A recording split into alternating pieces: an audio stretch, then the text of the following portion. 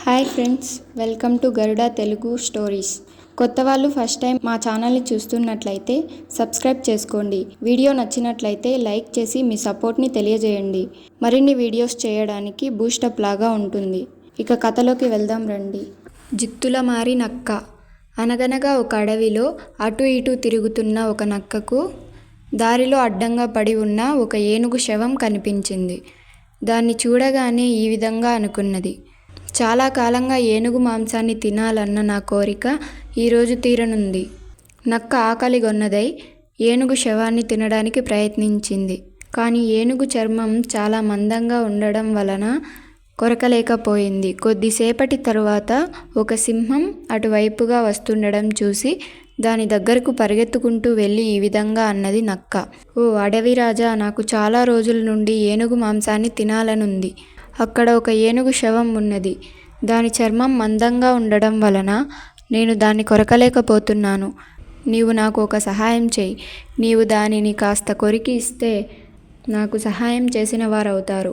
నక్క మాటలకు సింహం ఈ విధంగా బదులిచ్చింది: ఓ ప్రియమైన నక్క, నీవు నన్ను క్షమించు. నేను చనిపోయిన జంతువులను తినను.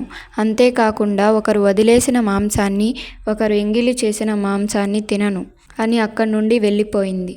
నక్క ఇంకా ఏదైనా పెద్ద జంతువు అటువైపు వస్తుందేమో అని ఎదురు చూడసాగింది. కొద్దిసేపటికి ఓ పులి అటువైపు రావడం చూసింది నక్క. నక్కకు ఏనుగు మాంసాన్ని తినాలన్న కోరిక చాలా ఎక్కువగా ఉండడం వలన ఒక ఉపాయాన్ని ఆలోచించి పరిగెత్తుకుంటూ పులి దగ్గరకు వెళ్ళి వినయంగా దానితో ఈ విధంగా అన్నది: ఓ బలవంతుడైన పులిరాజా, నేను ఇక్కడికి దగ్గరలో ఒక ఏనుగు నిద్రిస్తూ ఉండడం చూశాను. నీవు చాలా బలంగా ఉన్నావు కాబట్టి దానిని నీవు చంపగలవు. నక్క ఉపాయం తెలియని పులి దానిని చంపడానికి సంతోషంగా అంగీకరించింది. ఇద్దరూ కలిసి ఏనుగు ఉన్న ప్రదేశానికి చేరుకోగానే నక్క పులితో చాలా రహస్యంగా ఈ విధంగా అన్నది: అదిగో అక్కడ ఏనుగు నిద్రిస్తూ ఉన్నది. నీవు వెళ్ళి దానిని చంపు. ఏనుగు చనిపోయిందన్న విషయం తెలియని పులి దానిపై దాడి చేసింది. దాన్ని కొరికి తినడం ప్రారంభించగానే నక్క గట్టిగా సింహం రాజా, సింహం రాజా అని అరవసాగింది. ఆ అరుపులు విన్న పులి తొందరగా ఆ ప్రదేశం నుండి జారుకున్నది.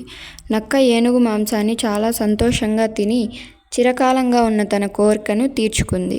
నీతి: సంకల్పం ఉంటే మార్గం ఉంటుంది.